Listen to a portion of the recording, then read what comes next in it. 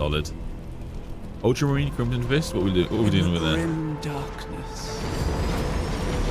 Ultramarines, massive. Of the What's that? far Third future. company? Third company. Every soul's survival hangs by a thread. Nice. Love a good Space Marine lens.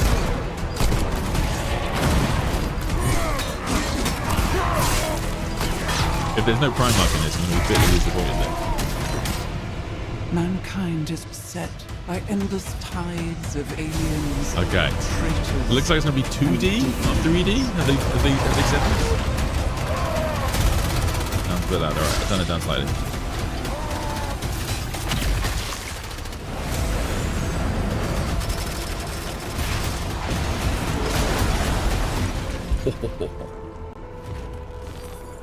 I guess one needs to know how many factions there are as well. Countless worlds. Space Marines, Orcs. Battles rage. Nice. Can I just get some like massive props from Games Workshop after all these years? They haven't given in and they still stick with the English spelling of words. And just so you know, if you use the English spelling of words, you will get a lot of comments. People being like, you've spelled the word armored wrong. So well done, Games Workshop. Really sticking it to their guns. That country is not quite insignificant. Yeah, you're keeping us going.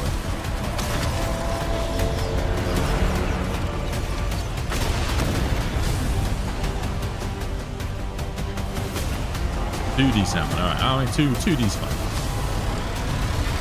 I just thought before we did.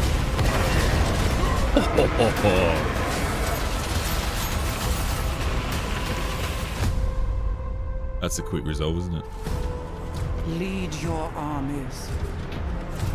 Conquer worlds. Yeah, the battle wagon just Fight mowing down on boys is great. as the galaxy burns. Oh. For there is no peace amongst the stars. There is only war.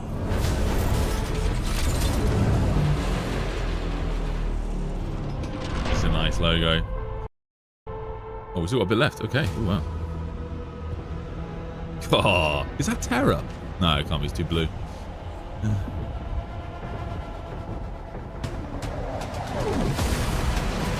Oh. Ah! I didn't DC a Dark Angel color there, but I think I saw one of the successes. Oh, let's fucking go, boys. That's nice. And a wish list now.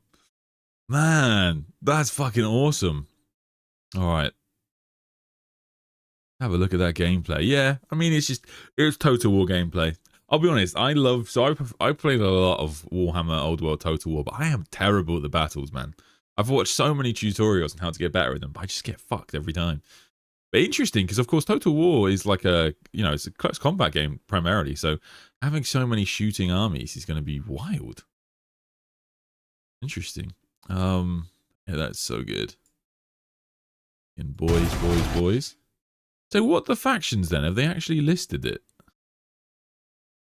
So on the trailer picture, you've got like Eldar, you've got Space Marines, you've got Orcs, and you've got Imperial Guard.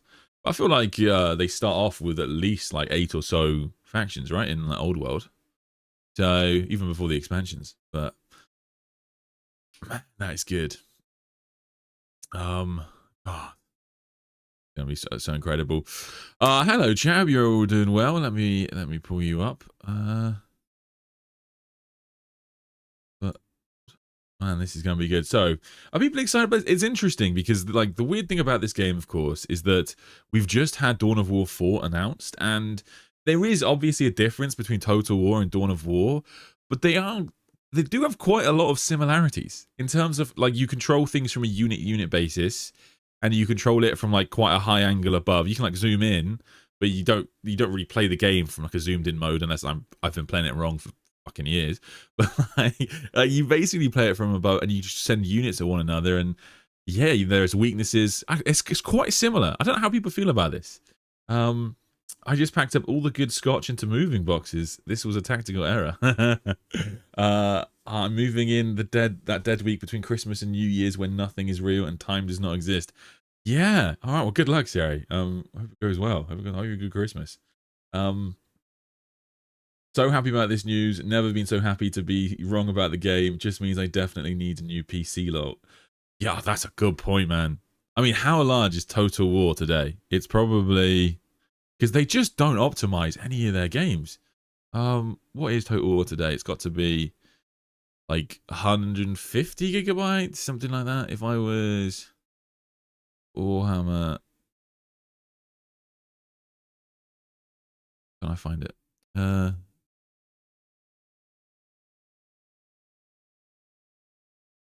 Total Warhammer 3. Okay, 84 gigabytes. Okay, to be fair, I was quite a lot off. But then, will it install the other two as well? I don't think so. So 84. Okay, that's not so bad. But like, yeah, it is incredibly PC intensive, and like only this PC that I have today has ever been able to run Warhammer Total War comfortably, because it's just I don't know. It just requires so much work to. It always breaks for me on the at least on my old PC on the other turns when the AI is doing its turns. It always breaks, which sucks. Yeah. So I don't know. I am a bit nervous about that one. So amazing. I'm dreading the DLC list. Yeah, I mean, if it's literally just those 4 factions. Hang on, what are the factions on there? What are the factions on there? Let me pull it up.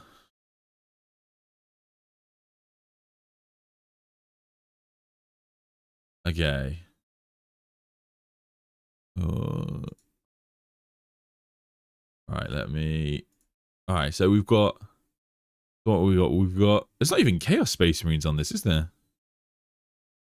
There must be chaos. There has to be some sort of chaos. So I'm gonna assume there's chaos, but I am guessing there. So you've got orcs. I could be wrong, to be fair, couldn't I? I could, like, maybe it'll be like a DLC where the Eye of Terror opens, and then that's how you unlock the Chaos factions. They are right bastards with this stuff, aren't they? So yeah, literally, we can only say for sure it's going to be 4 factions. And even in that, I'm assuming Imperial Guard and Space Marines are 2 different factions, but I think that makes sense, having the Ultramarines start from Macragge. I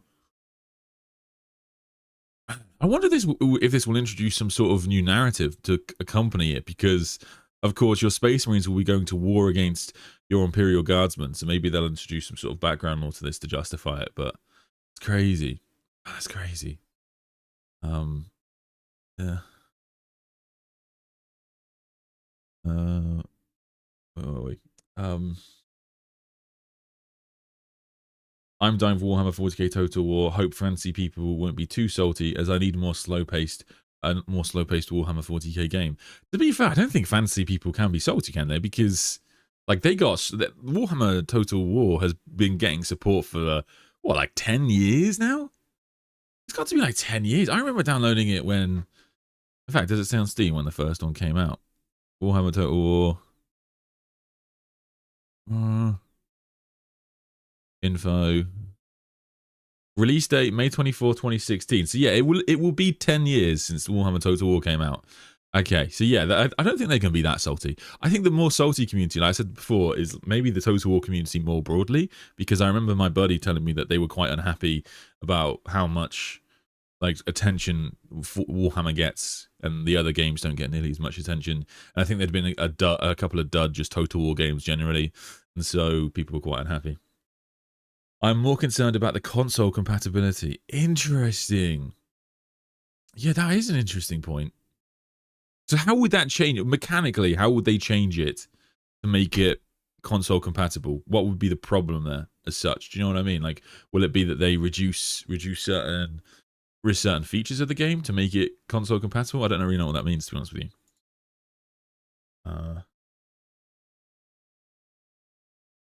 Day 1 DLC. Oh, please. Is that actually a thing? Does that really happen? God, I hope not. Have you just seen the developer interview? They promised a lot. I have seen that they're doing it. I will. Yeah, I did want to do a watch of that. All right, let's do it. answer chats as I go as well. Hi, I'm Andy Brown from Games Radar, and today I am with Andy and Simon. Would you like to introduce yourselves? Yeah, I'm another Andy Hall. I am a narrative guy for the project and kind of a professional geek, the lore master on our project. Ugh. I don't have quite so lofty a title. My name's Simon Mann. I'm a campaign product owner. Amazing. Yeah, features editor sounds very boring now, but okay. So jumping right into like the nerdy details of it, I think everyone thought that 40k might be the next step on from fantasy for a while. Chaos Warriors was okay. The biggest thing I've seen people sort of be like worried about is how that's going to translate into a more sort of potentially ranged heavy sort of battle system. Can you talk me through a little bit about how that's going to work and sort of how you've stayed true to the sort of formula? It is cool to see they're getting proper 40k so writers I on think it though. primarily you have to remember a lot of our things are built on range combat. It's not a brand new thing for the franchise. And actually, when you look at the kind of IP itself with Warhammer 40,000, it's not just ranged as well. It's a mixture, right? You've got these kind of strong melee characters with powerful weaponry like charging in, but you do also have that ranged combat side as well.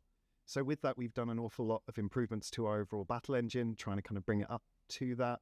We have elements such as cover and things like that. Lots of those things you would expect from a kind of ranged combat. See, the funny thing about this, right, for me, that I can't help but wonder. So with Space Marines, of course, most Space Marines, they don't carry like a chainsaw on them. Some of them have like a combat knife and that kind of thing. But most of the time that Space Marines kill something in like close quarters combat, like a traditional Space Marine, like an unnamed character, they just punch them to death. They're just superhuman demigods. They just punch them to death. And you know how in like Total War, the fluid movement mechanics are relatively simple, but like it will just be like the same action over and over again, just like swinging their sword. This is just going to be loads of Space Marines just punching orcs to death in a line outside of the one sergeant in the squad or whatever. It's going to be quite funny. Style game. And all of those are used by your kind of various units and kind of warriors to actually kind of gain that control and power on the battlefield, while these kind of more melee focused characters are doing their thing and smashing heads basically. I think, yeah, building destruction, I think people are going to be really kind of inspired by. And it's not just because blowing up buildings is cool, and it really is, and especially when you send the drop pods down to do it, but then that debris will then turn into like cover zones. It does make me want to play for you.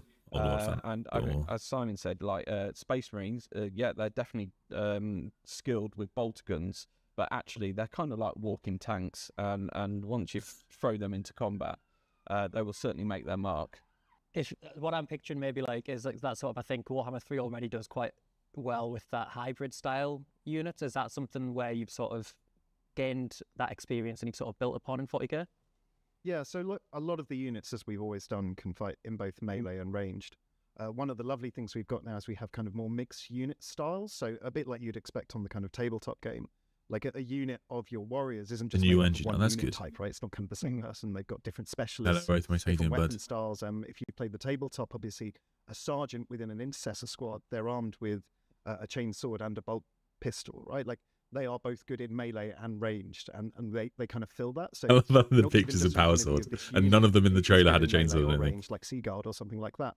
Actually, individuals within those units are also excelling at certain areas, and obviously with kind of the elements of customization we're going to bring in. Mark on the battlefield.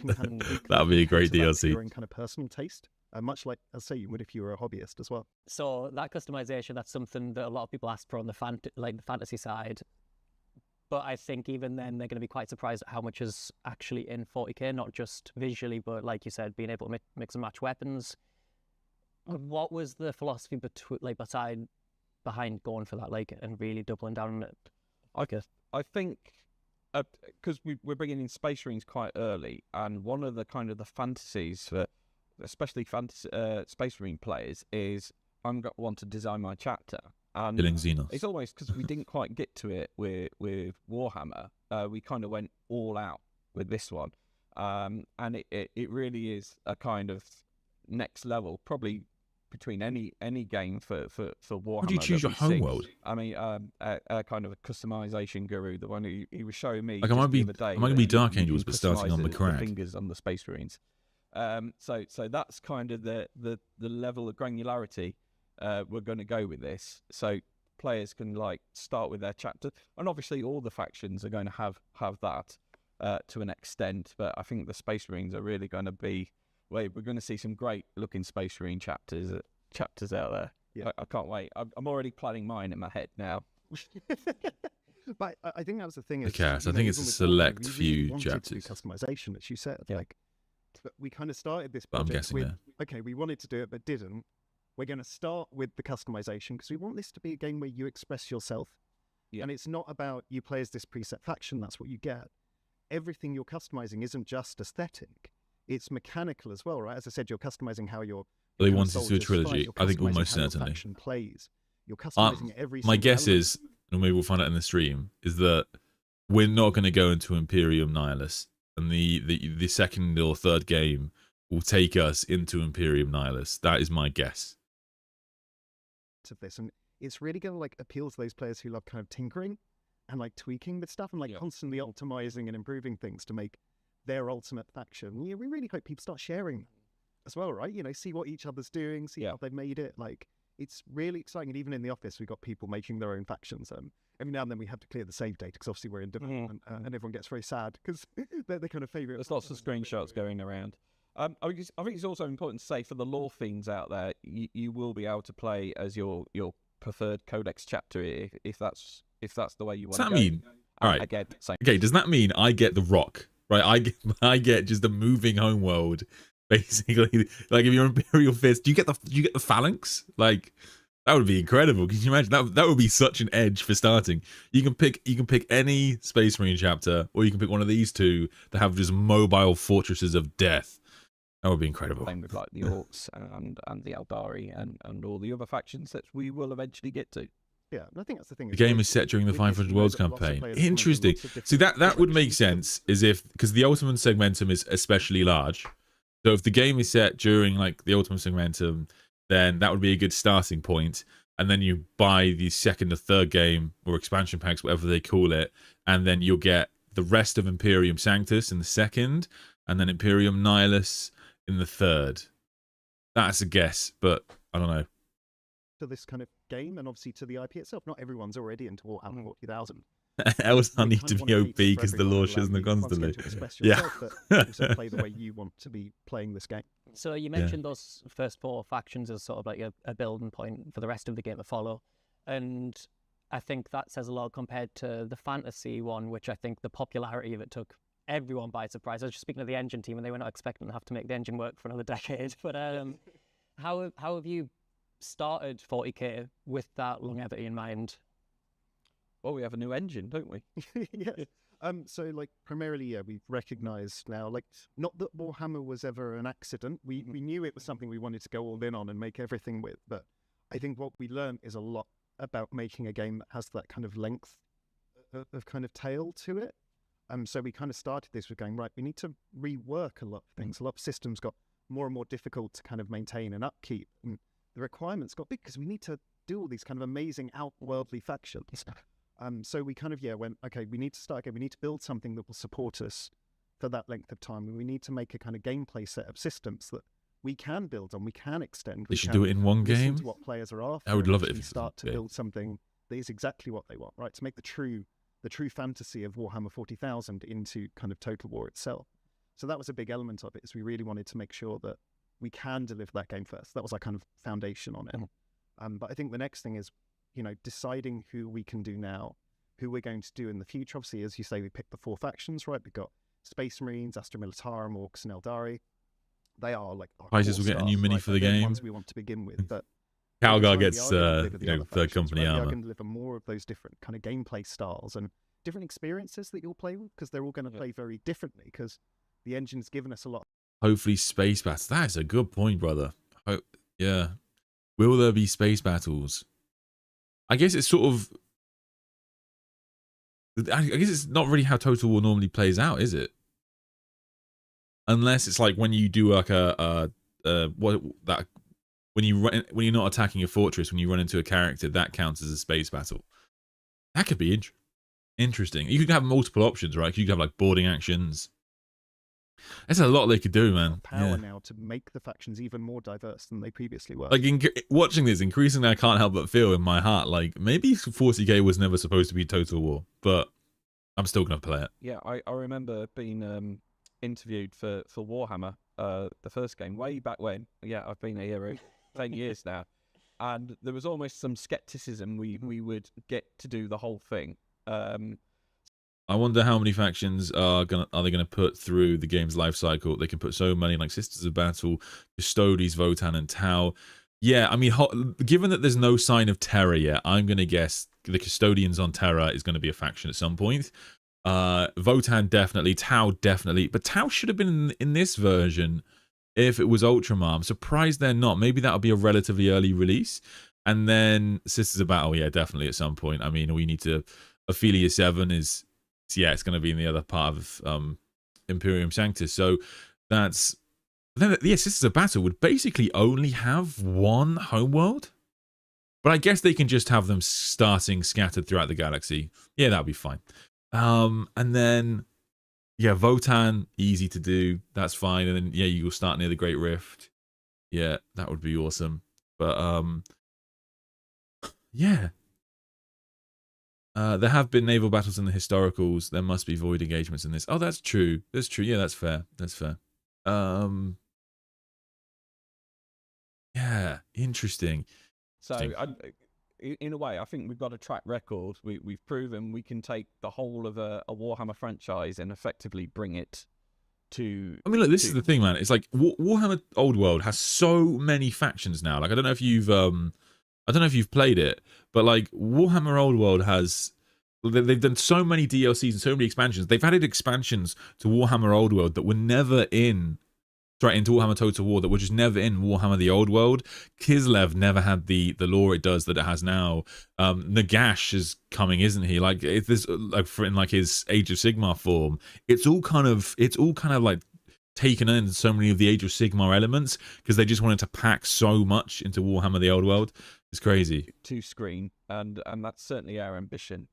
I like how I spelt Warhammer. And I mean, wrong it feels here. very similar in tone when Fantasy was first revealed, and everyone just before that was like, how a flying unit's going to work, how's magic going to work, things like that. Like, CA was super confident from the start about that. Have you got that same level of confidence now that this, I guess, just works? I think we do now. It's all working. Oh, there you go. That'll do it. And there, but like, you know, I remember the first time seeing a Dreadnought rampaging across a battlefield, or like even some of the larger units that we have. Like, Nice. You know, Oh boy. there was a lot of like, how do we do this? How do we actually achieve something so other? We've never done anything as big as like a Stomper or something. Like, how do we do it? But I mean, honestly, everyone's been Speed absolutely Freaks does amazing it. pulling together. Crushes right? it.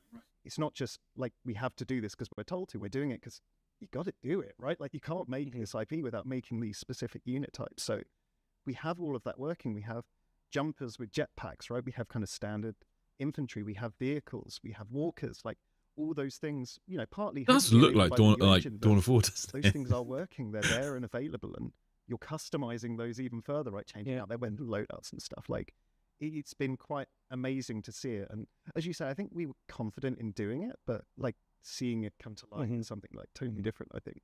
Yeah, we're at the stage of the project where we're starting to, you know, bring in like the VO and the Audible, and we're polishing our assets.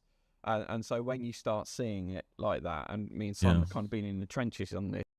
Yeah, End Times formed a Gash, Kislev got a lore rework, and Vampire Coast went from a few paragraphs as in a race to an entire massive lore. I mean, think about what that could be for factions. I mean, how many minor 40k races are there?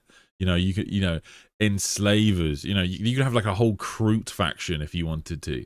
There really is no, like, this really could be a big deal for Warhammer lore, like in the long run, because if they end up introducing, like, massively expanding certain races to include all kinds of, like, we'll get a lot more lore, for example, in the long run on, like, the slipstream device of the Tau and their ability. This game could basically just force the Tau to develop faster than light travel. Or sorry, at least like interstellar travel, like at least that's mildly competent, because like that, like they're just gonna have to. Like, how else are you gonna play as Tau? You're gonna play as Tau, but it takes you like 5,070 years to get to Terra. Like, it doesn't make any sense. they're just going to have to move the lore of certain factions forward. Yeah, this is going to be nuts. Yeah. This project for a good 2 years now. So now we're starting to see that these final Video, audio, kind of very quiet. I assets can turn it up. in that finaling phase going in. It does go, oh my god, this is 40k. You know, being able to bring in like an orbital lance strike onto a stomper, it warms the cockles. I hope they don't cannibalize for Dawn of War's audience. That is a good point too, brother. I mean, yeah, I have no idea, but it's they must have had that conversation. It is too obvious, like a disaster, but yeah, I guess they're imagining that Dawn of War has its own dedicated fan base or something. I don't know. I don't know the stats. I think one thing that I'm really interested in as well is how the campaign is going to work, because I'm pretty certain Chaos was available day one for Total War Warhammer, because I remember playing it in the first version. I think a lot of expectations were that maybe I think maybe you had to buy the DLC to play as them. I think it was that thing. Like, for example, like Nagash, I think will be in the new game if you don't have the Nagash DLC, but you can't play as Nagash, which, to be honest, I'm fine with, as long as you, like, I don't necessarily want to play as Chaos. I just want sort of like a variation in the amount of factions I'm playing against. Sort of give everyone a reason to be fighting over one planet, one traditional map, but actually you've gone the other way, and like you were saying, well, things that you feel like you have to do in 40k, I think getting the scale of that is incredible. So, like, can you talk to me a little bit about why you did decide to sort of spread out and not just set everything on one planet? Well, I'm going to let Simon talk a lot about this in a minute, because Simon's been working on that. But I think you said it there, scale was important, and 40k is about scale. It's never just been set on one planet. I mean, you know what? If 40k is about scale, right? Why is it the next time you release a High Lords of Terror novel, guys, can we have it be about scale then? Yeah, right back at you. That's to say there are other games that do that, but Total War, we wanted to kind of open up the galaxy. So that was kind of always our agenda from the start. How we actually... The Tau do have warp travel, though. Yes and no, not really. They have client races that are psykers. The Nikazar don't act as... It's not like the Nikazar act as their navigators. That's not how it works. They also have dwarves that are part of the Tau called the Dwemer. No, they're not called the Dwemer. You're thinking of Skyrim. There are Vodan in the Tau, but they're not called the Dwemer. They can use short warp hops. They can do short things, but they have no long-term interstellar travel like that. Actually do implement that. You've got some Reddit lore mixed in there, brother. I'll be honest with you. I'll hand over to Simon to talk about the difficult bit. So yeah, like I think the core thing, we had this idea that when you look at the kind of tabletop game, it's very much focused on small kind of sorties around kind of individual locations on planet. Similar. That's freaking cool. Like, we love that kind of detail and attention. Maybe this is why Dawn of War got the line. That's a good point. Wars battles, right, which are kind of a very similar theme. And then we kind of looked up a step and went, well, actually, the campaign is what provides the context to those battles, right? If you were playing like a crusade, for example, on the tabletop, like, is giving you a reason why you're here, why you're doing it. It's giving you a meaningful outcome for having achieved those things. So we went, well, actually, you need multiple places on the planet. So you're fighting all these battles. Obviously, planets are going to be a core of your kind of economic gameplay as well, right? Like, different regions you own will give you different bonuses and buffs that improve your overall economy. Standard thing, more units, more soldiers, bigger battles, kind of more. But then we kind of went, actually, if you look at the kind of stories that come out of this world, like if you look at kind of the Black Library and things like that, it's very rarely in one place. It's not always on one planet. Quite often it's very interstellar. This is a game in space, right? Like, so well, actually, what if we did the whole system, right? Like, what if we took No, they can't warp travel just fine, mate. They definitely have issues with warp travel. You're fighting across multiple planets, multiple front lines. You've got these big fleets kind of moving between them, ferrying troops, engaging in battles against one another. Like, all these things that are part of kind of the IP, but really, this is an uncaring universe. Even even the Demiurge, as you say, so the Demiurge don't use warp travel like the Imperium do, like the Votan. So the Votan use the Votan themselves, like make short hops. They can't make the long-term jumps the Imperium can get. Even if the Tau were to have that technology, which to clarify, they don't. The Demiurge do not allow the Tau to use their Votan. Then the Tau still wouldn't be able to like make it to Terra or anything like that. Really, honestly, that little battle means nothing to the grand scheme of things. So we went, well, let's take that a layer up. The Slipstream module was a sort of a one-off. This place you were fighting, this individual location, this flashpoint, right? Like this vital battle that needed to be won. This is part of a grander kind of thing going on, a grander campaign that is occurring. So we're also now taking to the kind of galactic. Thank you, level and saying, Bernard. yeah, okay, Very you won that kind. campaign. Well Very done. kind. Look, this is now your territory. You own this, but there are more campaigns to fight, right? There are bigger stakes at play here than just a single kind of campaign or battle to play through, and give you that real sense of this is galactic, right? Like the IP is so good at showing you that kind of grand scale to the minutiae that we felt like we had to do that. That's the only way we could really be authentic to the setting itself. So you have all of those things, and every campaign you play, there is a meaning to it, right? Like there is a bigger context. It's not just I've won the campaign, that was fun. It's I've won the campaign, we have this territory, we've conquered this location. We are now able to push further into this kind of area of the galaxy and play through that way. So we really think it adds an awful lot of extra kind of feeling, right? And kind of internal narrative for you as a player to try these things out. I think on a practical level as well, kind of, as Simon says, pulling out even further, it allows the player to kind of pick and choose campaigns in a way that also, you know, we're being respectful of their time. You know, a Total War campaign traditionally is a, you know, it's a big time sink. You know, you're starting, and you can obviously play over several sessions, but here we've thought It'll about rule there's the going to be Imperium, big I hope so. campaigns that do just that. If you want to shut yourself away for the weekend and play a massive campaign, or if you've got an evening, you can play one of the smaller campaigns in our flashpoint system, and that will have an effect in the theatre too. And you can even just play battles if you wish. That's right. Even on that area, there are these kind of strike battles, these very vital conflicts you need to win, where you can just send in your customized troops. I do love customization. But send in your customized troops, just fight a battle if you want. Like, you know, if you're that sort of person who's only got a short amount of time to play, like, we're here for you. We've got something that you can do. And because you both touched on this, the narrative side of things, I think something that Total War has dabbled in for quite a while is trying to find that right balance between creating a narrative to thread through that sandbox. How have you approached that here? Is there like, does each faction have a sort of one specific story to follow, or is it, like you said, like a much bigger story than that? So we have these big areas. I mean, they're still in the galactic context, still pinpricks in the firmament, but we have these crusade theatres, and they will kind of drive that narrative. So what is going on here? Why are these forces here? And what's in store for the player if he continues that? So it also allows us kind of... Okay, so is pinpricks, crusade theatres, which are pinpricks within the galaxy. Okay, so it's like fighting over systems and that kind of thing. That makes sense.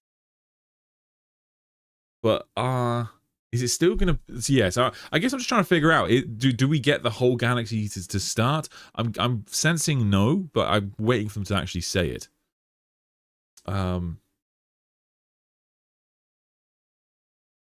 Tower have the Damocles Gulf Warp Rift, right? Why isn't that thing all corrupting warp stuff? It was a huge problem. It was basically on fire for a long time.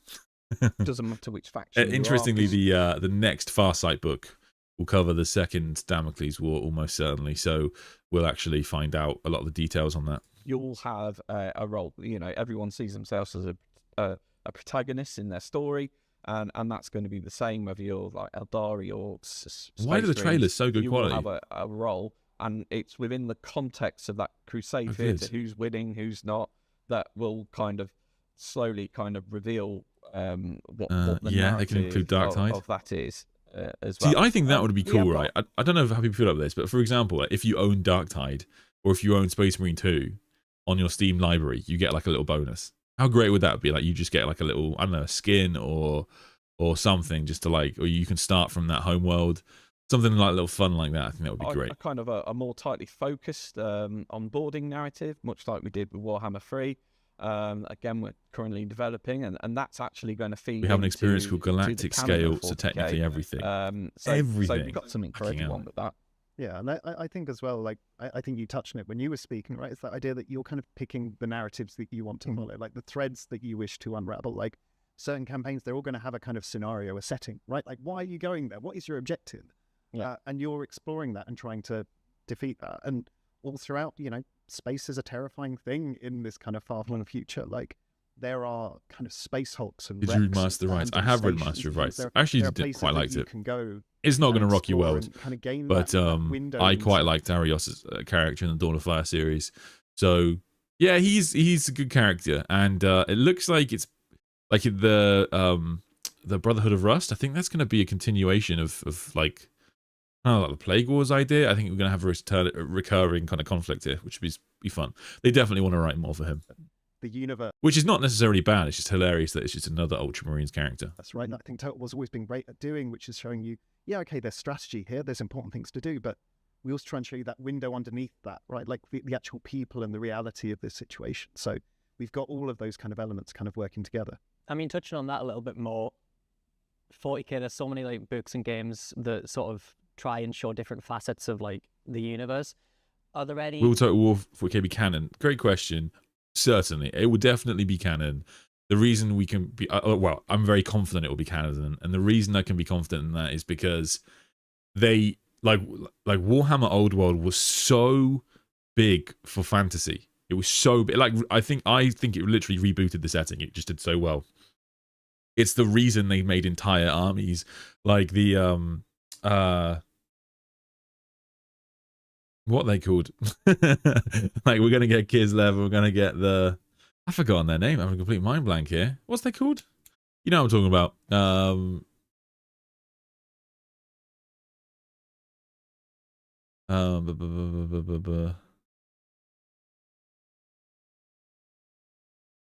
Cathay, Grand Cathay. My God, Pancreas No Work would be so angry at me if he saw that. Yeah, like they're why we got Grand Cathay and all this stuff. So I imagine, like, this could literally, if you think about it like that, this could literally be the story of why. This could literally lead to new factions in Warhammer 40k.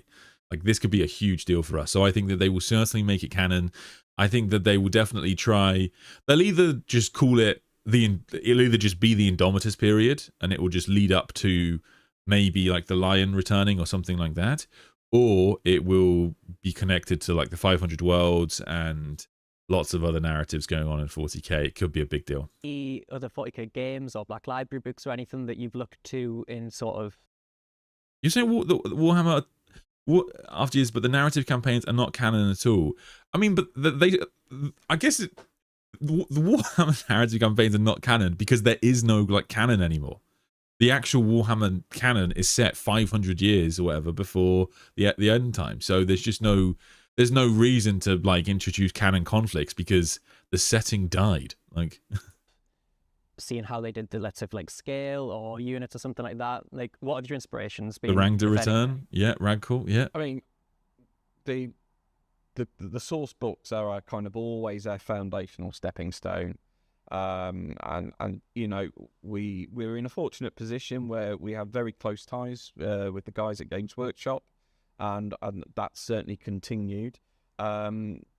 Black Library books, certainly. I have a massive database of all like the Black Library books and some, you know, familiar tropes that we can pluck and use. Mechanicus of Bastards, the Eldar Trixie. So yeah, I would say it's coming. 40k milieu as a rather than anything specific or any specific K. It was kind of, you know, almost like what we did with Warhammer. What happens if we take Total War and mix it with Warhammer? And that's pretty much what we're doing this time as well.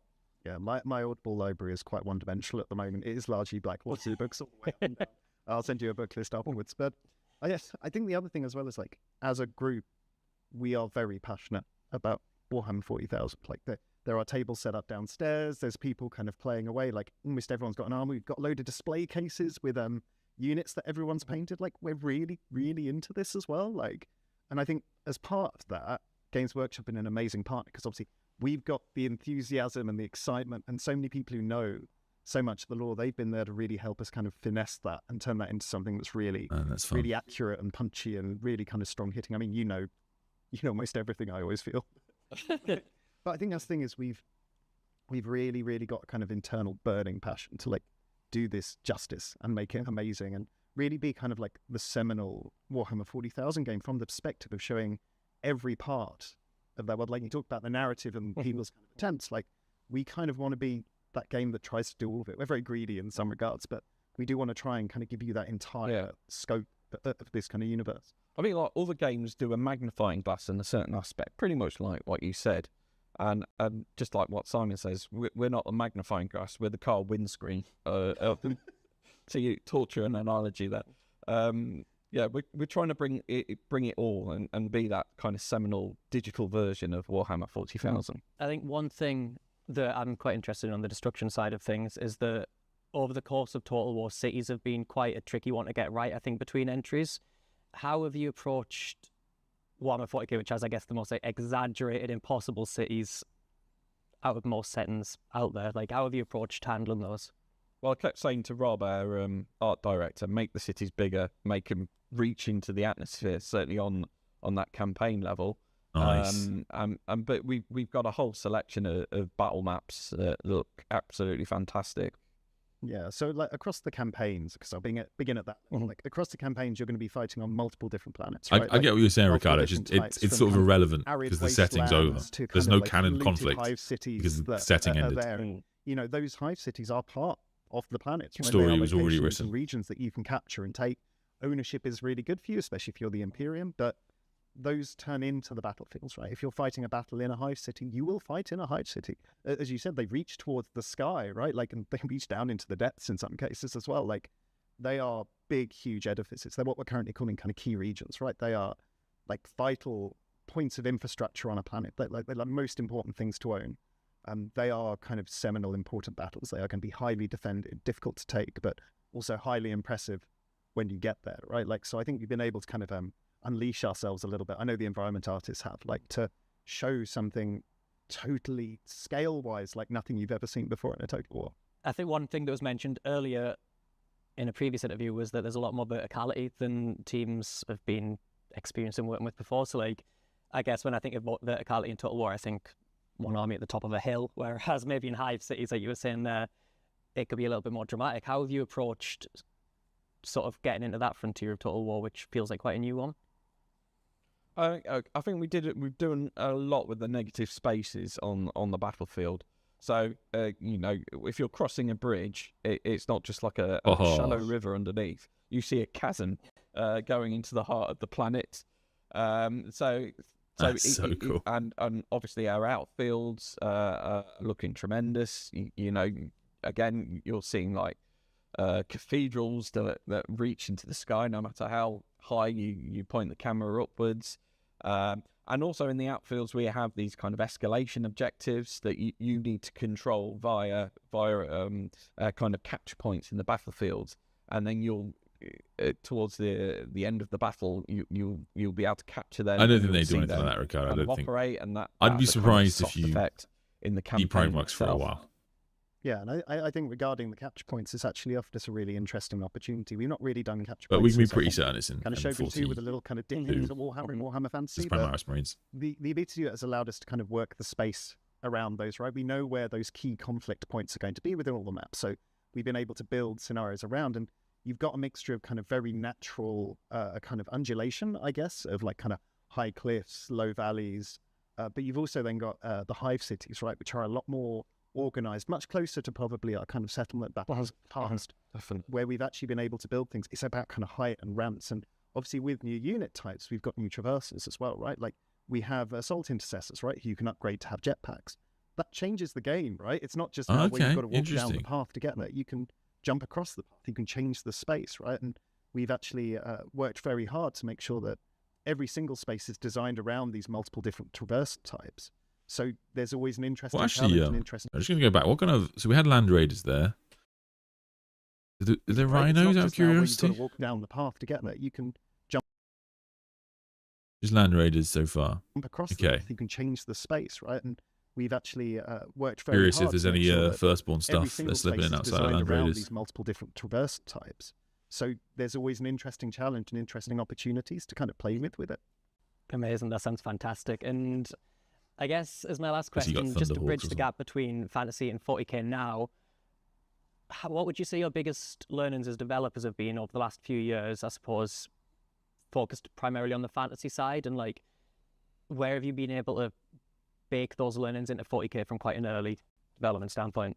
I think the biggest one is one I touched on towards the start as we were discussing, right, which is we knew Warhammer Fantasy was going to be big because we were working on it and we thought it was really cool.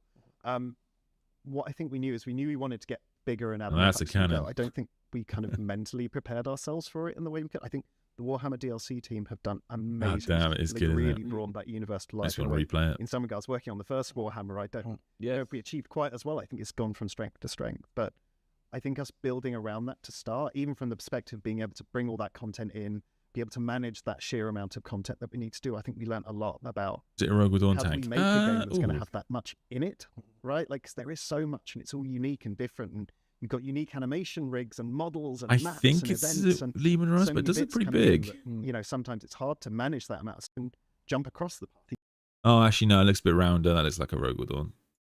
stuff. So we've started with that in mind as we began, right? Which is, we're going to build it. So let's make sure that whatever we put in is ready to be built upon. But I think the main takeaway for me, again, like Simon worked on the first one, was actually the asynchronous design.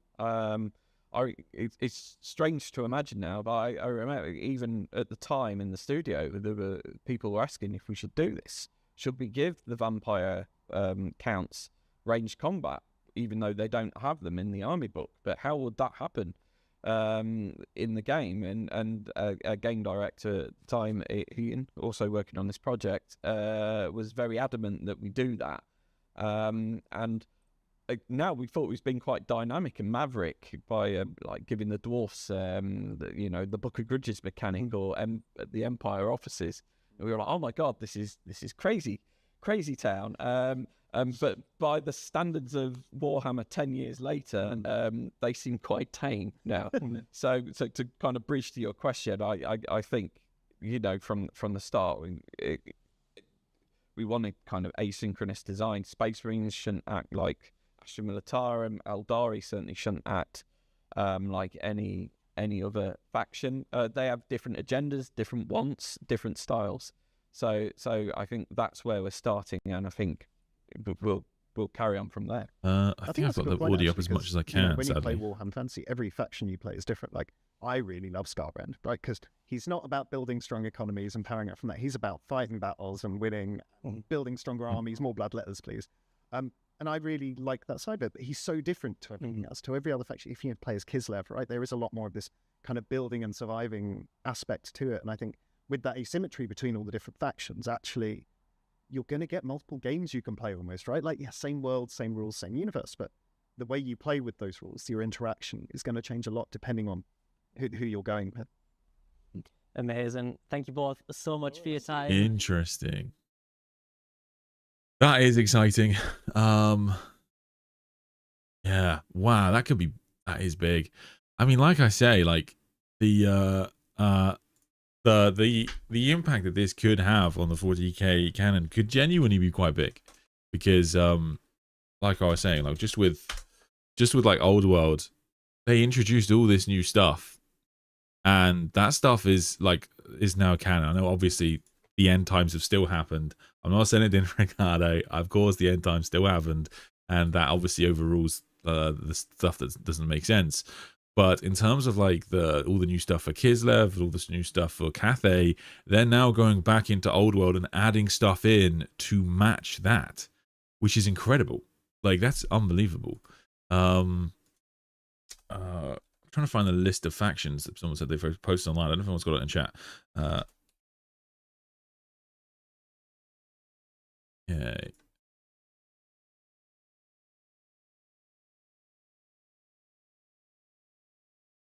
All right. Oh, this page does not exist. So, games, 40,000. Hey. How? What is the Black Craft World? What is that? Oh, Ulthway. It's going to be fucking Ulthway, isn't it? I guess I'm just so used to seeing farces and not Autarchs, so there you go. Is it Ulthway? Looks like Ulthway. Closest I can think of. Space Marines, Eldari, Orcs, Astra Militarum. No, it doesn't. Just because the setting is dead doesn't mean that a canon conflicts are irrelevant for those stories in the setting. What the fuck? Dude, I don't think you understand what I'm saying. What I'm saying is, like, for example, they introduced Cathay in Total War. It gave it massive expansions in Total War. They've now gone back into Old World and added that stuff into the canon. Do you think I'm not trying to trick you? I'm not trying to say like the end times didn't happen or something like that. What do you think I'm trying to say? You're just trying to spin what I say into something I haven't said. I get it. I get it.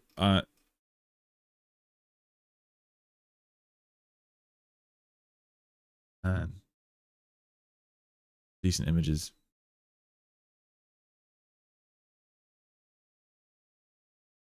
Howling Griffins.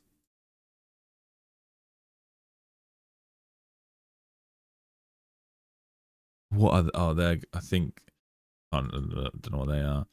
Ultramarines. Who are they? Anyone know what they are? I feel like they're going to be like, so yeah, they're going to have like a very generic name, aren't they? Space Sharks DLC would be great. That would be awesome. That would be awesome.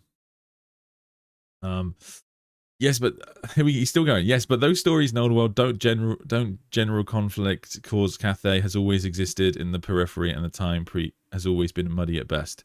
Yeah, but like, dude, they've now massively expanded the Cathay lore, largely to bring it in line with what is in Total War. I feel like you're really trying to spin what I say into something I haven't said, because I don't know why. Like, yeah. Those aren't champions that exist in the lore. I mean, that looks like Howling Griffins. I'm pretty certain that's Howling Griffins. And then that is something. It looks kind of familiar, like just something, some lesser known successor chapter that I can't name. That is the old librarian symbol. It is like the old librarian symbol, to be fair, isn't it? That is a good point. White helms, green armor. Sons of Medusa, maybe, but the green's not right. Yeah. Man, these maps do look so good. Mortifactors, yeah, I think you're right. I think you're gonna be right, bud. That makes sense.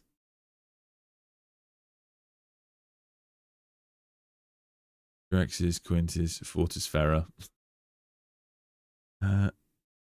That is the Exorcist symbol. It is the yes, I guess it. Yeah, it's going to be the same as the Exorcist symbol. Yeah, I'm going to guess Mortifactors. I think that's right. Let me Google.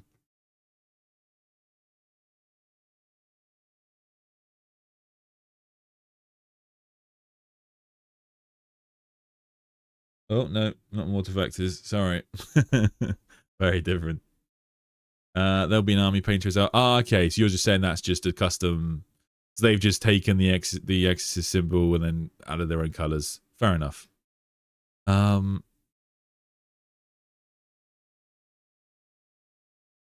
people create their home brews. It'd be pretty exciting. Yeah, interesting. I wonder if it, like, he did say quite specifically, you'll be able to play as your Codex compliant chapters, and I wonder what that means for, like I say, the Dark Angels, the Imperial Fists.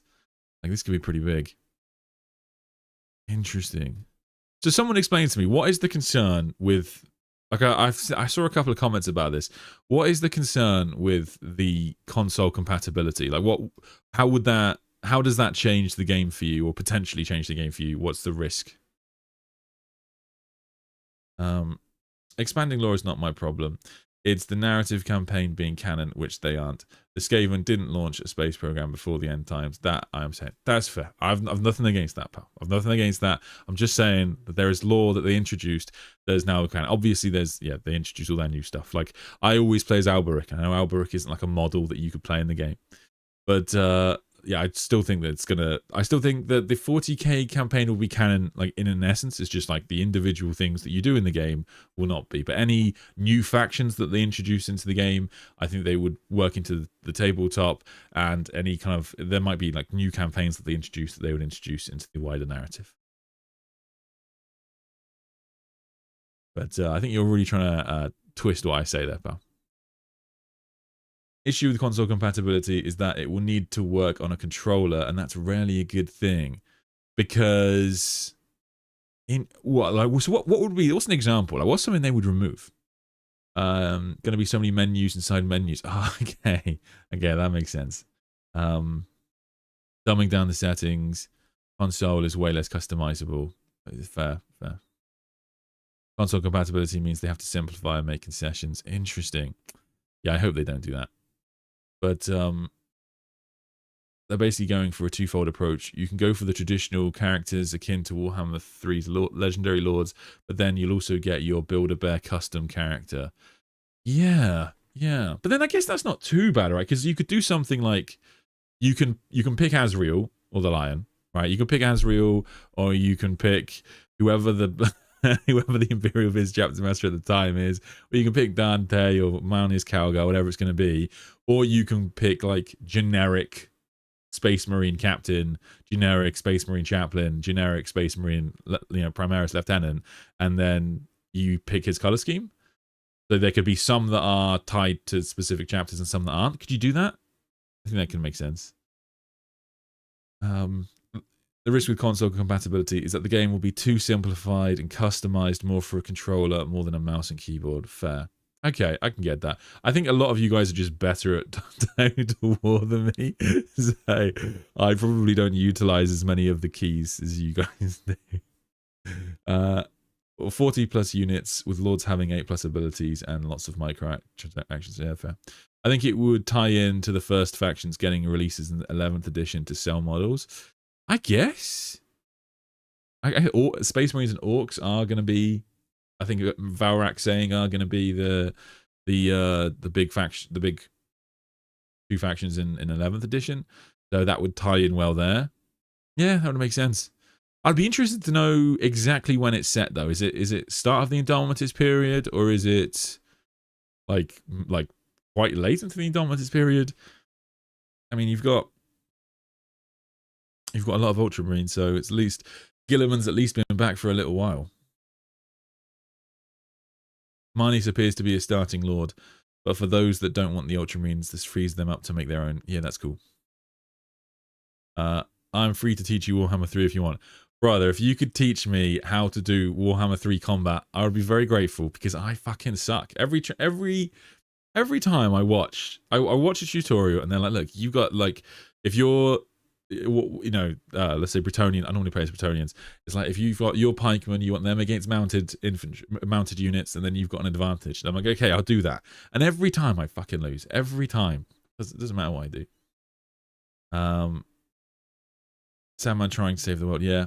I always like playing as Alberic, because I like the campaign. I like the idea that you start in South America, and then, or the equivalent, and then you try and save as much as possible. And then by the time I'm done saving the continent, Bretonia has fallen, almost certainly. And so I get to return to Bretonia and try and save it. We haven't got a new Calgar sculpt for months. That is true, brother. That is true. Maria, sorry. Yeah. We could do with just another company, Calgar. That would be so good. Also, are all the Ultramarines in the art just the same company, or is it going to mix it up? Because that could be really cool. Like if you have different companies. Oh, what's going on there?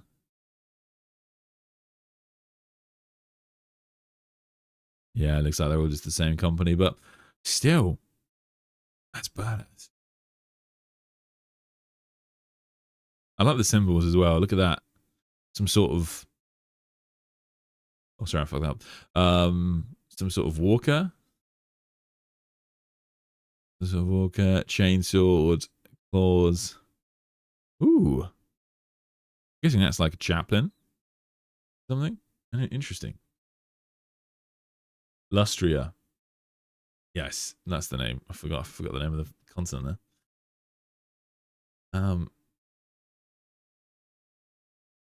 Alberic isn't tabletop, but he is canon. I don't remember ever being mentioned, to be honest. But I love the Trident. I just think it's badass.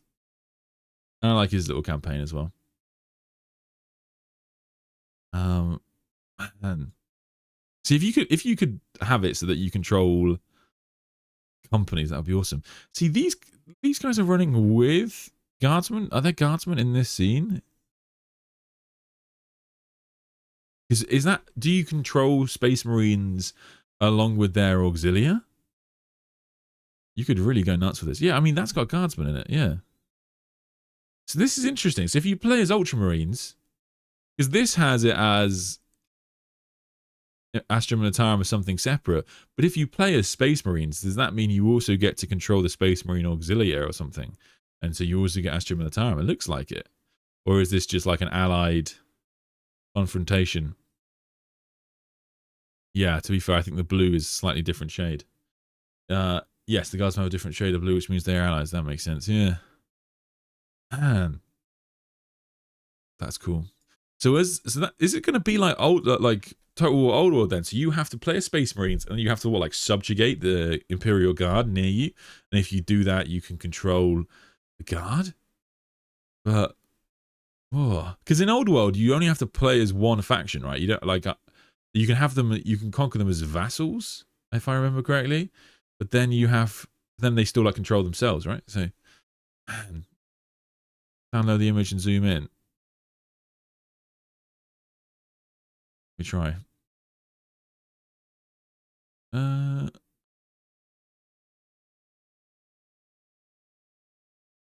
What's the best? Open with photos? Alright, let me try. Alright, that's worked, yes. Hang on, I think that should work. Let me just... Awesome, okay. Man.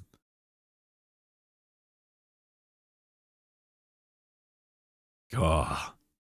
Dreadnoughts. The heavy intercessors, I think, back here. They look a bit chunkier. Actually, maybe they're the same chunkiness. Yeah, as heavy intercessors. Shit ton of guardsmen. That is glorious to see, isn't it? That is just a dump of guardsmen right there.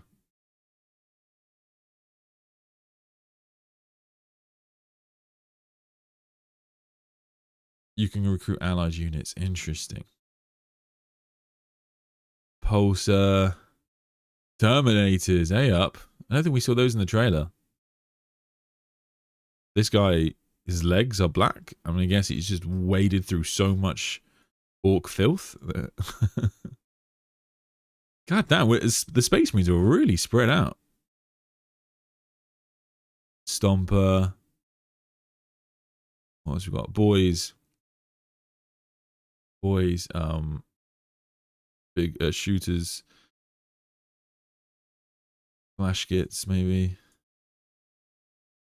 and maybe knobs. What are they? They got a different symbol.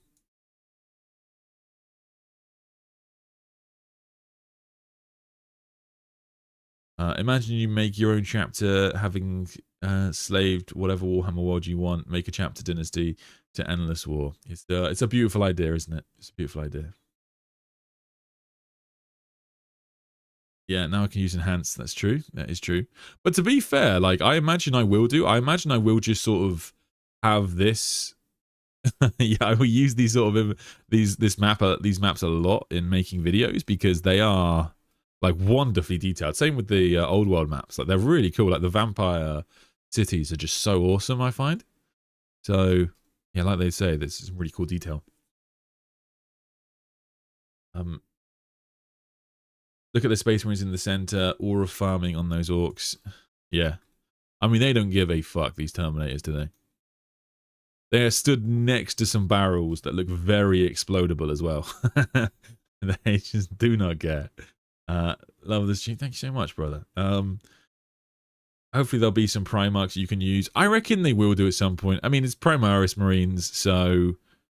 Because, like, if they wanted to, like, avoid all kind of canon stuff, if they just didn't want to do anything like that, really easy solution. Set it during the, just before the return of Guilliman, and you could even have it, be some sort of, like, opening of the great unleashing of the Eye of Terror, 13th Black Crusade, or something like that as the big campaign that you're building up to. And in fact, that would be kind of like the Old World campaign, wouldn't it? Because like Archeon just sort of comes out.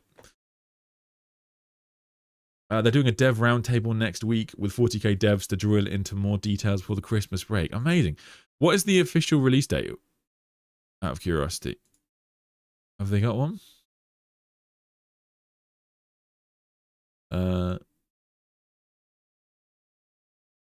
Can I? Yes. Okay. Is there an official release date? The Lions in Dawn of War 4. Yeah, I guess, but they made a big thing about the Lion in Dawn of War 4 being the first game with a Primarch playable in it. And so if Guilliman's playable in this, I'm guessing that won't come for a while.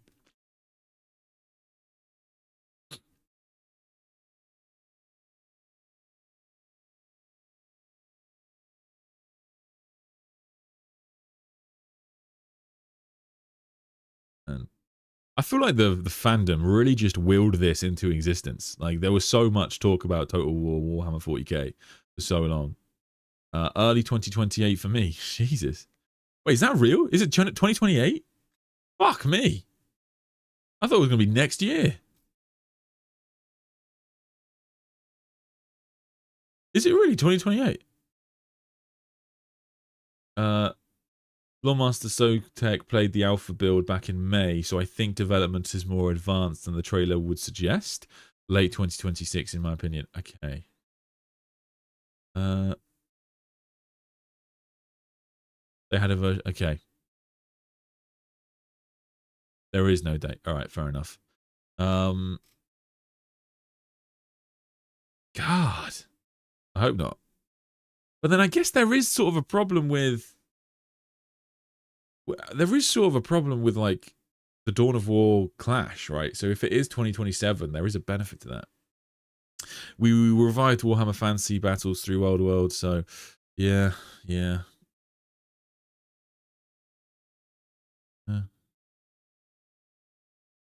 Early 2027. Fair enough. I mean, 2027...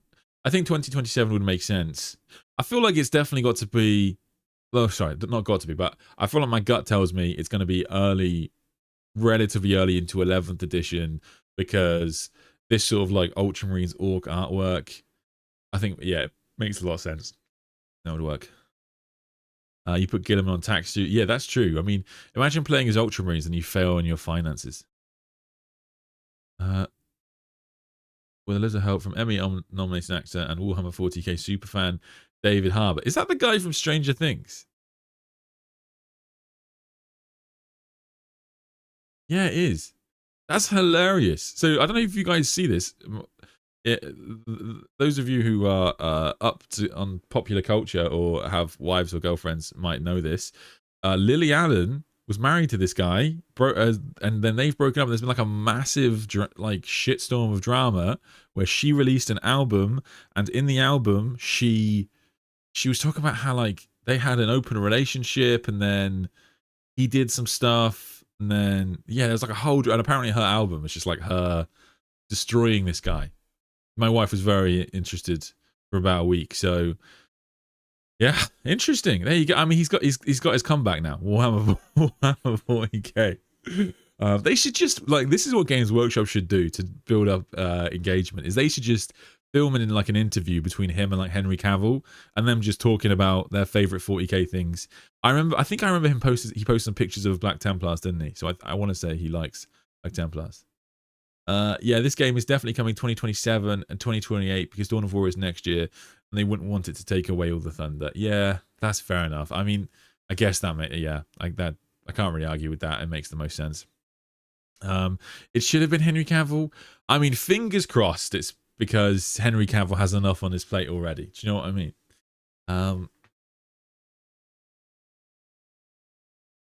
40k is too big of a cash cow not to.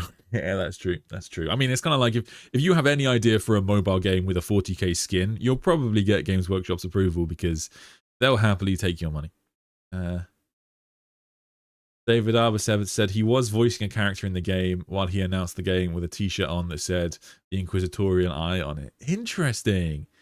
I mean, Inquisition were a faction in Total War 2, weren't they? So that could be cool. Oh man, Shane Gillis is a 40k fan too. Shane Gillis as Marnie's cowgirl. That would be awesome. Shane Gillis, yeah. Shane Gillis is Gilliman. Shane Gilliman. Oh man, that's got to happen now. The singer Lily Allen married this guy. Yeah. Wait a minute, you have a wife? I know, as shocking as it might seem. Yes. Yeah, I think she did. I think they were married for years. I think they were a bit of like a sweetheart couple for a while because people loved him in Stranger Things, and then she has like a really big fan base. So yeah, but then there was like a big, it was like in like things that are less important than Warhammer, you know, like celebrity drama. I think it was a big thing.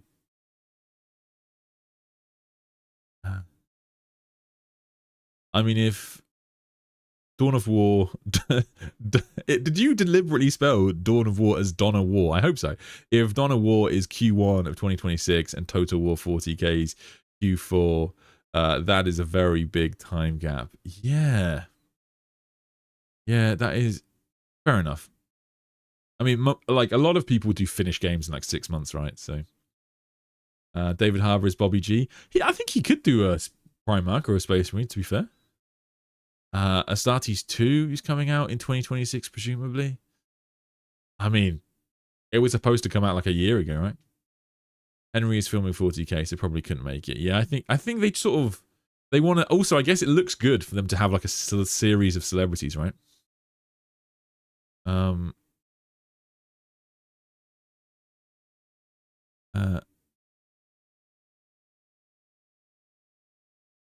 Which faction is the Inquisition in Warhammer 2? Was that a mod? Was I thinking of a mod?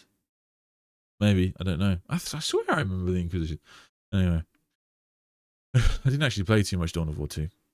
I hope Leagues of Votann and Tau show up in the future. They may not be as popular, but they are my personal favourite.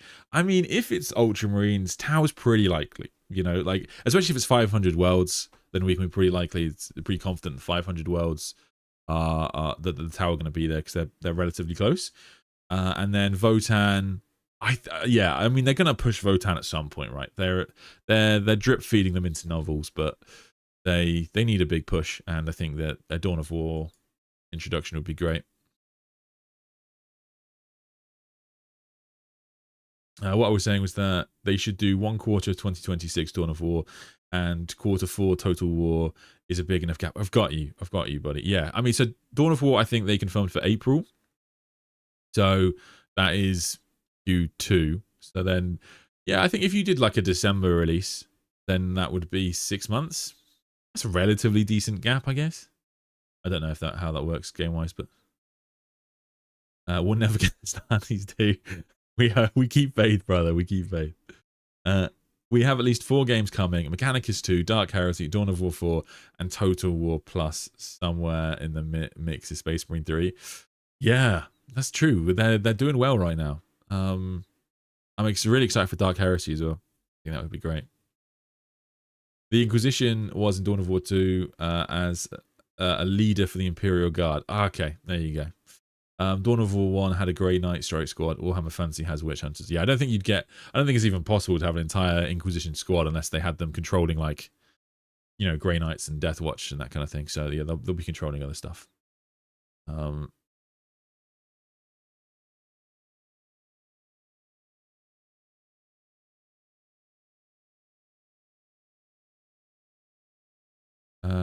Total War games usually don't have a big gap between announcement and release. Total War 3 was pretty fast, to be honest. I don't remember, but is that fair enough? I hope that's true. I just feel like, I think people have got a point there. It's just, there is an obvious crowding out of Warhammer 40k strategy gaming, right? Like, I feel like people are just going to, a lot of people are going to say, I'll do Dawn of War or Total War, and they'll go with whatever is being reviewed the best or whatever it's going to be. And so it could be a disaster, right? Like, I wouldn't be very, if I was Creative Assembly, I wouldn't be very happy. Or if I was, I can't remember the name of the game, the company that made Dawn of War, but 4 at least. So yeah. This month I embarked on my journey with Warhammer Total War 3 and found myself utterly captivated and overwhelmed. Thought a 40k version would be impossible, and look at us now. Yeah, it was one of those, I'm with you. I thought it was one of those things people would talk about a lot, and I'd be like, I don't know. I don't know if they do that because they've already got a Warhammer game, and like, would Warhammer 40k work in that style? Like you played Total War Warhammer, and it felt like just a perfect old world game, didn't it? It's just such a good game. and it works so well with the lore that they had and like little bits they can add in, and then all the DLCs, it just made them a lot of money, and then the mechanics just flowed quite well, I thought, and so it was just great. I saw the show. They said 2026 late. There, thank you, brother. Thank you. I'm probably the only one in this chat that hasn't played any of these games. To be fair, so I've played a lot of Total War, and I've played a lot of Dawn of War 1. But I played a little bit of Dawn of War 2, but I actually just prefer Dawn of War 1, and I had never played Dawn of War 3. I played a lot of Space Marine 2. Total War 3 was a year, trailer was Jan, and then release was spring 2022. Fair. Okay, so I mean, a year from today takes us to December. So you have Dawn of War in April, Total War in December. I feel like that works. I feel like most people are going to play the shit out of Dawn of War by December, right? And then you get to play Total War. I feel, yeah, fair enough. Does every game need to be canon? I guess it sort of it depends on what you mean when you say canon. Like, not every decision, not every instance, not every action in the game is going to be canon. When you talk about the games being quote unquote canon, it's like if there is a major character reveal or if there is a major faction change, like what we saw with Old World, those will be passed through into the canon. See what I mean? Like Cathay got massive expansions in the lore, as did things like Kislev, and those are going to be passed through into Old World now, the actual canon. So if they release a new Xenos race, for example, or if they reveal who the Imperial Fist Chapter Master is in Total War, that will become the canon Chapter Master in Warhammer 40k. I guarantee you. Now, even if he dies in the game, you kill him, and that won't change. That wouldn't change that fact. The old engines would kill Warhammer 40k in Total War. They cannot do it properly with the Warscape. Interesting. I never had a powerful enough PC to play Total War games in the past. I hope consoles do well with it. Yeah, I know what you mean. Yeah, I do worry that if this PC will be able to run it, because if that's a year away, that's a lot. But they often release those things where the specs and you can like ask whether your PC will run it, right? Med 3 aside, Creative Assembly tend to announce 9 to 12 months before. Fair, okay, wow, fair enough. That's pretty consistent. I mean, yeah, December. I just that works well. I've never played any of these games either. Yeah, to be fair, I mean, that's the nice thing about Warhammer, is it's so broad and it's so large. I mean, no one can be expected to have read everything and played everything and collected everything and painted everything, right? It would be too much. Dawn of War 2 was good for its small-scale combat. They actually did the guard well too, in my opinion. Yeah, I've heard that it's still really popular. I just never got into it. I don't know why. I think I just sort of grew up with Dawn of War 1, so that was just my bread and butter. And also, I could play it at school on my laptop. Why are we still asking if 40k works in Total War way? It clearly doesn't go that way. It looks more like Company of Heroes with Dawn of War.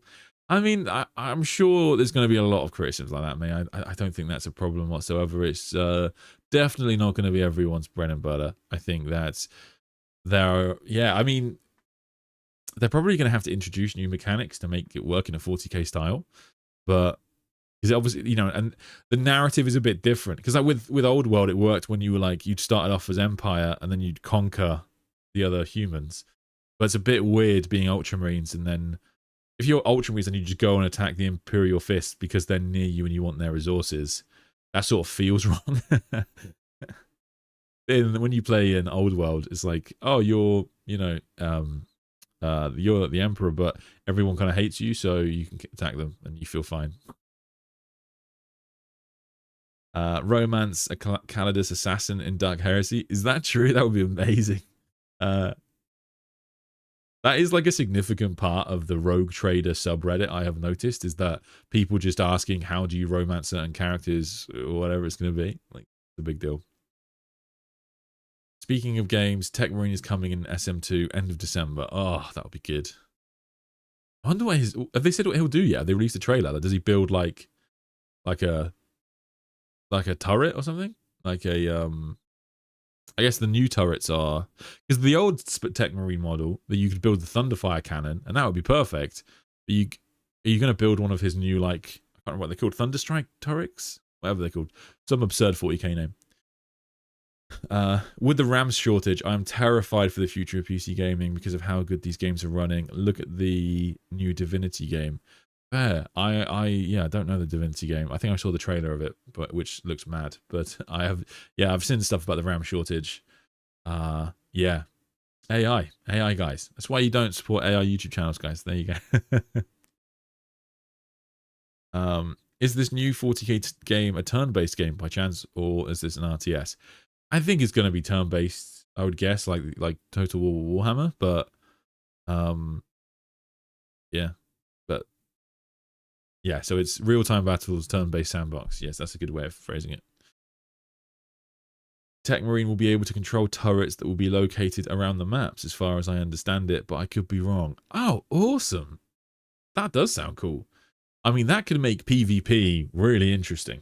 Like, I think that's one of the things about PvP that sort of hurts it, is the fact that it's not really diverse enough.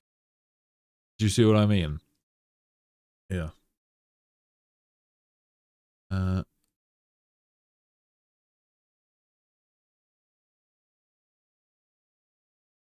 Total War has always been turn-based campaign RTS battles. Yes, that makes sense. I actually only ever played Warhammer Total War. I think my brother played a lot of the medieval one, but that was it. Yeah, man, that's exciting though. I'm really interested to see what they do. I mean, it is sort of fascinating being in the early days. I mean, how many DLCs are there for Warhammer Total War?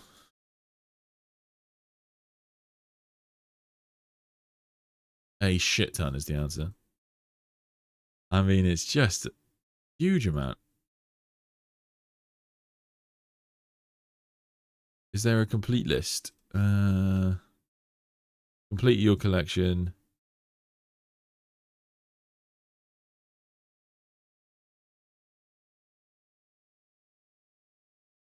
Oh my god, yeah. Okay, well, this is like 13, I think it's saying. 13. So yeah, that is quite a lot. And yeah, like the example that they used in the game, in the trailer was the interview, sorry, was what was it? The vampire pirates. You know, they said they had like a couple of paragraphs of lore, and now it's the whole faction. So trying to think what the equivalent of 40k for that could be. Like that could mean like you could play like a Kroot enclave, or you could start from the Kroot world, or I guess that's too close to Tau. Maybe not, depending on how the campaign works. And then like, you know, you could play as a minor Xenos race. You know, you could play the Nikasar. I mean, given the impact of polar bears on Total War Warhammer, like that's playing as the Nikasar might be a good shout. Go to the Warhammer 3 story page. Total War Warhammer 3.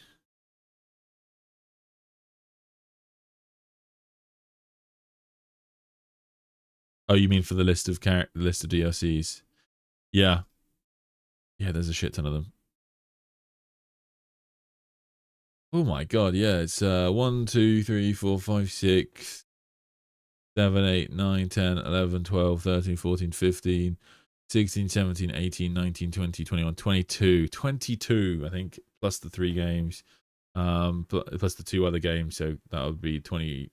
I guess in addition to Space Marine, in addition to Warhammer Total War, you'd have to buy 24 other things to have the complete game, and that is a lot. So I mean, 24, that's at least every Legion or First Founding chapter. You're in for a good time. The total number of factions are very similar. Yeah, I mean, there's obviously a lot of parallels between Warhammer and Warhammer 40k, so that's probably deliberate. Bring back Jagatai. I mean, that would be. Can you imagine? It wouldn't be a bad way to do it. There's definitely worse things that could happen. I know a lot of people wouldn't be happy about it, but as long as they wrote an accompanying book, you could reveal the return of a Primarch in a video game. It's not impossible. I mean, the return of Gilliman happened in a campaign book. Is it really so different? I don't know. The equivalent of stuff like Vampire Coast or Cathay in 40k would be something like the Sloth. Yeah, the Sloth is a good shout. Can you imagine if they revealed the Ragnar in like Warhammer Total War? What that was? You could be nuts with it. Yeah. Exodites, to be fair, like that Exodites is probably quite a good example now that I think about it, or Dark Mechanicum, because these are obviously big factions in the game. Sorry, in the lore, and they're obviously the kind of thing that you could get an expansion pack for, but they don't currently have models, and so it wouldn't be that weird after Warhammer Total War for us to get an Exodites expansion pack, and then that later on we get the models. Like they could do something crazy like that. That would be a good way. That would be a good way for them to sort of if Dawn of War comes out and it eclipses Total War, I don't necessarily think that would happen, but let's say it did. Like then this would be a good way for them to be like, you need to give us something to boost our game. And then if it's the only game where you can play Exodites, you know, that could be mad. No way 40k won't have tons of DLCs. Yeah, I mean, I think so. I think it's pretty standard, right, for the other versions. If I have a look through the other games on the website, quite a lot of them have a lot of DLCs. There you go. Did someone ask if there was... Yeah, actually, someone did. Of course. I mean, no sign of it yet, brother. But maybe one day. Maybe one day. Just you can control just a mad army of just a ridiculous number of golden ships, a load of blood angels with wings, these weird blanks with grails inside of them. Could be nuts, and then just one custodian in the middle. Have fun with it. $30 for just 3 characters with OP units and recycled mechanics. I mean, this is the DLC world we live in. Yeah, unfortunately, I don't know how we stop it. Unless we all just sort of stop buying things. But I'll be honest, I don't think Warhammer's gonna... I don't think we're gonna win that one. Yeah. They said themselves that they aspire for Total War 40k to be the definitive digital experience of 40k. They want it all, and as Warhammer 3 shows, they can achieve it. I mean, yeah, they sort of did, to be fair. Like, I do still... I'm really gonna probably play Old World, like, tonight. Because actually, I don't know if I've got it installed currently. No, I don't. Okay. Once I've downloaded 84.48 gigabytes, I'm gonna play it. But like, yeah, I mean, they really did kind of crush it. But yeah, I mean, the fact that they've got a new engine, that's a big deal, I think, because they need to make it run a lot smoother. And yeah, it's gonna be about the feel of how Space Marines feel and how, like, the mechanics feel, I guess. Yeah, it could be wild. Sari, thank you for the memberships. Incredibly kind. Please thank Sari if you got one, and do jump in the Discord as well. Check out the members' content. Total War 40k always has a turn-based campaign map in 40k because it's galaxy map and real-time strategy battles. Yeah, I think so. You dodged the king in yellow question there. Oh, well. Oh, true, actually. I did. There we go. Yeah. I'm trying to... You know what? You know what is weird about this, right? Okay, is I sort of just... I do feel a bit anxious about it as a game. Like, there's a lot of parts of this where I do sort of shrink into my shoulders a little bit, where I feel, yes, I'm worried that it's going to eclipse Dawn of War, or there's going to be a problem there. And I'm worried that it's going to be killed by too many DLCs, especially if they're too expensive. And I'm worried that it's not going to sort of like get the feel of 40k right. So I am apprehensive of it. I'm still going to play it, and you know, almost certainly. And there's a lot of parts of it I know will be great. Like the maps do just look incredible, and I will have fun just sort of looking around on them. Just like I enjoy just playing with my minis. I will have a good time just spending time on those maps. But yeah, I am a little bit apprehensive for certain aspects of it to make it a true success. Do you know what I mean? I don't know if you guys feel the same. Nice to cap you live. Comments to the algorithm. Thank you, brother. Thank you. Playing Sea Lord Aislan now, yet bringing 40k fans and Total War fans together. 40k Warhammer will be the biggest game CA/Sega ever made. I hope you're right, man. I mean, I obviously, like, I desperately want it to be a success. The bigger a success it is for me, the better. But who knows, man? Yeah, it's a big gamble. I mean, because the thing is, I will say there have been some duds for Total War, right? Like, was it the Egypt one, which did really badly? Am I right in saying that? But like, there have been some problems. I have confidence. There were similar fears surrounding fantasy, but CA has done a great job at authentically creating the true worlds to the lore. Yeah, I get you. Like, for example, they didn't mention the Great Rift, and I don't know whether that's just because it's going to come in an expansion or in a second game or whatever, but like, that is the kind of thing which makes it really interesting. Like, for the fact that for like new people to Warhammer, if Total War is your introduction, I think that's pretty cool. Like, you join, you're like, oh yeah, I'll play this game. You play it and you're like, oh, it's set in the Milky Way. That's awesome. And then there's this giant scar down the middle, and you're like, what the fuck is that? You know? And I will say as well, one thing I think it might be amazing for is the importance of all of the campaigns that they do. Like, you know, the Nephilim campaign, the Pariah campaign, all of these campaigns where if you're sort of like, you know, a casual 40k fan, like maybe you watch some YouTube, maybe you play like some Space Marine 2, and you hear these words, you're like, you know, what do they mean? And then you play Total War, and you're like, oh wow, this campaign is over the corridor that connects Imperium Sanctus to Imperium Nihilus. Whoa, that's fucking awesome. Like that's kind of crazy. Like that kind of thing, it could really up the knock-on effect of this could be really big. Do you see what I mean? And I'd imagine those kind of campaigns, people being a lot more excited about them because, you know, Abaddon the Despoiler taking the gap is a massive deal. It's a massive deal. So who knows? Every historical since the release of Warhammer 2 has been a miss. Ooh, okay. Yeah, cautiously optimistic, you say. Fair enough. Fair enough. Yeah, my buddy said that to me as well. That and I think that they got a lot of shit online, didn't they, for the last one that they did? Or maybe not the last one, but I think it was like the Egypt one. Yeah, I think they got a lot of shit for that, didn't they, or something? Something went wrong. I don't know what. I mean, if you can't make Egypt work, can you make the galaxy work?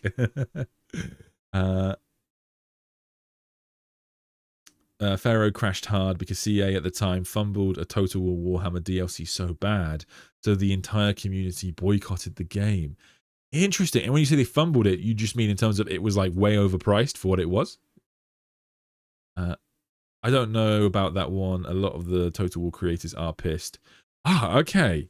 That's a really great question. I'm going to go on YouTube. Total War Warhammer.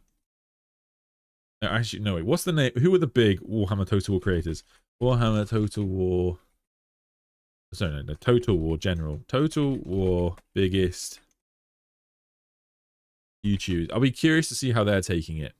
Lionheart, Heir of Carthage. Well, he sounds 40k. Let's try Lionheart. What do the normal Total War people say? Lionheart. Hello and welcome everyone. Okay, he hasn't done anything on it, but I will be curious what these guys say because I'm kind of Legend of Total War. Legend of Total War. Legend of Total War here. Okay, he's done an announcement live stream. 152,000 views on his reveal live stream. My God. And I thought Valrax did well. Hang on, let me I'll share screen. Yeah. Damn. There you go. 152k. He's done well. But hey ho, that's that is impressive. Yeah, I mean, I'll be interested to see how they take it. Legend is not a representative. He's leaving and has a very bad relationship with CA. Interesting. You know what? I'll see what the comments on his video say. Are they like boo or are they like yay? Can Creative Assembly survive the financial loss after skipping 396,996 Total War Warhammers? Okay. The next 20 years of Total War content just revealed. Should have Henry Cavill in full power armor to announce it. Congrats on the birth of your second daughter. I'm guessing that's not related to this. Dawn of War Total War DLC assaults. Fair enough.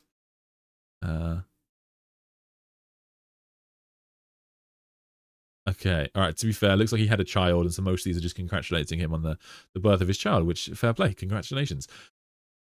He is leaving Total War, but is still large as fuck. He is shifting to EU5. EU5. What's EU5? Odd. 5. Europa Universalis 5. I've never heard of that before. Is it good? It was rated very well. Pharaoh died because CA priced their products too high. Fair enough. Shadows of Change was 2 years ago. Okay.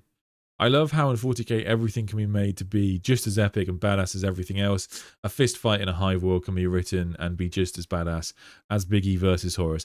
There's definitely moments of that, and to be fair, all good writing can really. I think you can, that's just testament to the authors doing well. But like, I mean, Hell's Reach is such a good example where for a moment, of course, when at the end, you really feel like this is the galaxy. The speech is so good. Did you hear Paradox Games? Paradox, is that a big channel? I actually don't know them. Peggy's. No, I don't think he's posted anything on it. But interesting.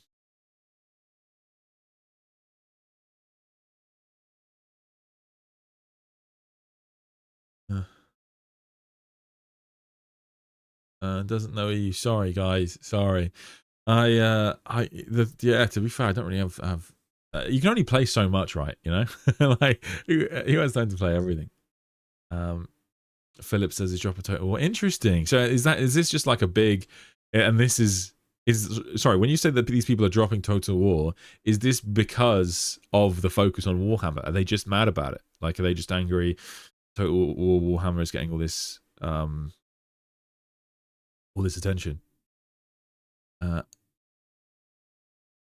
It is the maker of EU5, CK Stellaris, and Hoyfall.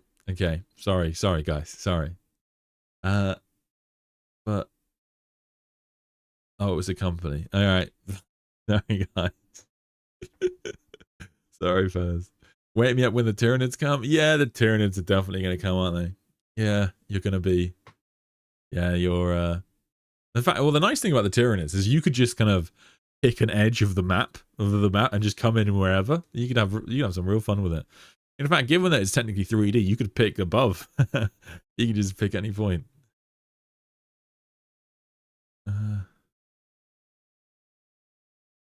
Yes, it's because they're focusing on Warhammer a lot, and they are really wanting historical titles. Hey, I mean, I get that. Not every 40k is not everyone's vibe, but it is ours, so fuck them. No, I'm joking. I hope they get the games they deserve. But I guess it's just interesting that Warhammer has done so well that because I've heard rumors of this anger for a long time, and it's been about for a while. And so the fact that they're still just cracking out these games is crazy.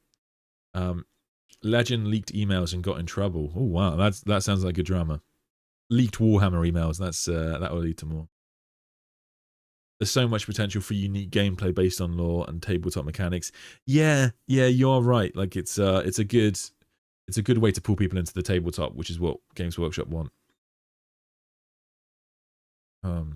The thing is, as long as they just release good historical games alongside it, that's all they have to do. But I've heard that people were saying that the last few ones have been shit. So there you go. I guess as well, there's got to be a bit of a weird thing where, because like the Total Wars are of course set in a country a lot of the time, or at least a continent or a region or whatever. The fact that you have Total War Warhammer, which is like the whole world, and like on top of that a fantasy world, it's got to be a bit odd moving down in scale, right? If you're just a Total War fan. Yeah. CA stuff. Fair. Anyway, wow. There we go. I think I'm gonna call the stream there, guys. But I'm excited. I think Ricardo sums up. Cautiously optimistic is what we'll say, but I hope it's a phenomenal success, and this could be just huge for the Warhammer community. If they actually get this right, we can have a massive draw into 40k. I think that, like I said, the knock-on effects of increasing the value of certain campaigns in the setting, making the attention that it's going to have to, like the Total War game kind of forces the developers to focus on lore of minor factions sometimes, and so we could get some real development in certain areas. So I hope that's the case. And also like paths to victory, right? Like when we talk about the Tau, we talk about the Tau as like, oh yeah, but the Tau are never going to win, for obvious reasons.